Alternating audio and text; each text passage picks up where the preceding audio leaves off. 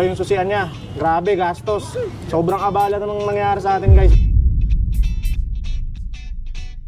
Pero wala tayong magagawa, at least thankful pa rin tayo dahil na-recover yung motor natin. Tapos ayan, ito, 5,000, oh. Imbis na wala tayong gagastusin, imbis na pabiyahe-biyahe lang tayo. Talaga naman, oh. Wala tayong magagawa. Yung kesa dito, ayan, nawala yan. Carbon din yan dati. Ito, taillight cover, carbon din yan. Sa ilalim ng taillight, yan, wala yan, hindi na nabalik. So, nawala din yung carbon natin dito. Ang susian, yung carbon din yan. Ay, nako. Pero mahalaga, buo pa rin yung makina natin. Yo guys, what is up sa inyo? Kamusta kayo lahat? Ayan.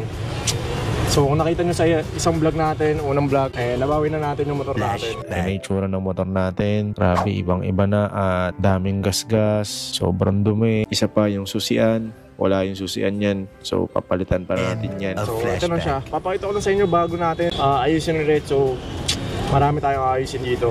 Grabe. Sa totoo lang guys, abala talaga ito nangyari. Magagastos tayo dito ng medyo malaki din magagastos natin dito. Though yung mga importanteng parts naman is narito. Kagaya ng ECU, nandito yan sa loob. Yung Super X natin. At itong pipe, yan. Isa sa mga mahal nating pyesa yan. Ito medyo pricey din. Mga 11K, ganun. Tapos yung mga carbon, ito. Yan, yung carbon parts na to. Yung kiking carbon. Ito. Yung pyesa dito, yan, nawala yan. Carbon din yan dati. Ito, taillight cover, carbon din yan. Tapos itong sa ilalim ng taillight, yan, wala yan, hindi na nabalik.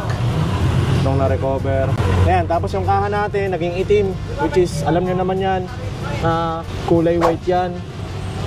Tapos, yan, siguro pinalitan para hindi mahalata. And yan, suspension natin, nandiyan pa rin, JVT, post mags, ganun pa rin. Yun nga lang guys, nagasgasan yung mags natin kasi nung sinampa, may alambre. So, may mga gas yan guys.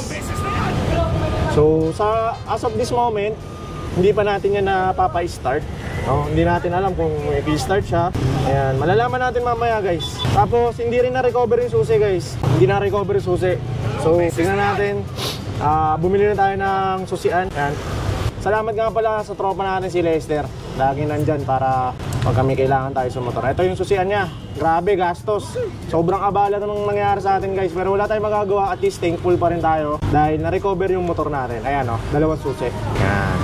So, si Boss Jedgar ang bahala dyan. Ayan. Si Boss Jedgar ang bahala sa motor natin. No? So, ano pa mga binili natin par? Mga pyesa. Ayan. Yung kaninang tinuro ko guys. Ayan. O, di ba? Ito yung sa harap, sa may harap na upuan. Isa ba yan? Ayan, ito. Di ba? Gastos. Tapos ito, taillight cover sa ilalim. Ito yung sasalo ng taillight. No, grabe. Magkano to par? 300 lang. 300 lang yan. Ito. Magkano 75 mo lang yun eh. Mura lang pala. Okay. Mura lang pala yun. Pero kasi, hindi mura yun dahil yung nawala, carbon. Diba? Carbon eh. Di ba si King Carbon bahala dyan guys. King Carbon ha, alam mo na. Tapos ayan, ito 5,000 oh. Imbis na wala tayong gagastusin, imbis na pabiyahe-biyahe lang tayo. Talaga naman oh. Wala tayong magagawa. Ayan. So again, papakita ko lang ulit. Puro gasgas oh. So nawala din yung carbon natin dito. Ang susian, yung carbon din yan. Ay nako. Pero mahalaga, buo pa rin yung makina natin. Ayan. Na ginawa natin, pinagabuo natin dito sa Pastec. So, malamang to, hanggang mamaya to, gabi. Yun, side mirror, wala tayong kabitan yan. Wala tayong lalagyan ng camera. So, siguro mga 2 weeks pa tayo bago makabiyahe. Or baka hindi na tayo makabiyahe guys, hindi natin alam. Siyempre, natatakot din ako, diba? Iba rin yung kaba na naranasan ko nun. Siguro, wala na. Update ko na lang kayo guys. So, yan. Titirahin na ni Boss Jedgar yan. So, yan guys, oh. Hubad na. Grabe permisyo. Para mapalitan lang tong buong assembly niya, ano na yan, yung ignition tsaka yung susian. Hose gas. Grabe, tingnan nyo gar, no? Tingnan nyo guys, so isang oras na yan nagbabaklas niyan, no? Kasi walang ano yan, no? Ang tawag doon? Walang thread eh. Kita nyo pahirap oh. Ayan, buti natanggal na. So yan, papalitan na natin ng bagong assembly ng susian. Ano, gabi no. Mali pa rin sinabi ko kanina guys. Ano lang pala to? 4,200 pesos. Yan.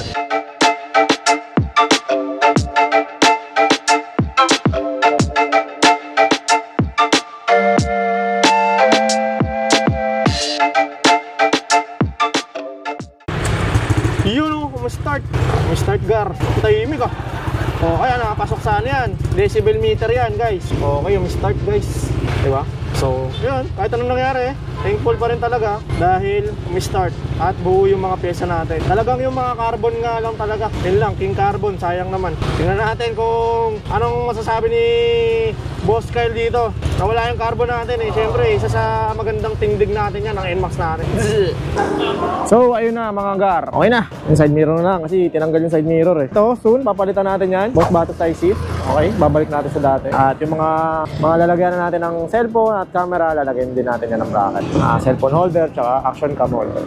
No? So, yun. Maraming salamat kay Boss Jedgar para sa serbisyo niya. Nakabit na natin lahat, guys. I mean, ito lang naman. So, ayun, testing. Pang, all goods. Tapos, ito rin. Yan. Tapos, itong fuel. Ito kasi mabigat. Hindi umaangat ng kusa. Okay. So, maraming salamat. So, abangan nyo lang sa mga susunod na vlogs natin kung ano po yung mga aayusin natin dito. Siguro next natin yung upuan, tapos yung kaha. Babalik natin sa dating kulay or suggest kayo sa comment section kung ano magandang kulay. Okay? Yun. So, mag-ingat kayo palagi para makaiwas sa disgrasya at sa mga masamang pwede mangyari sa inyo. So, yun. The Wee Vlog. Peace out.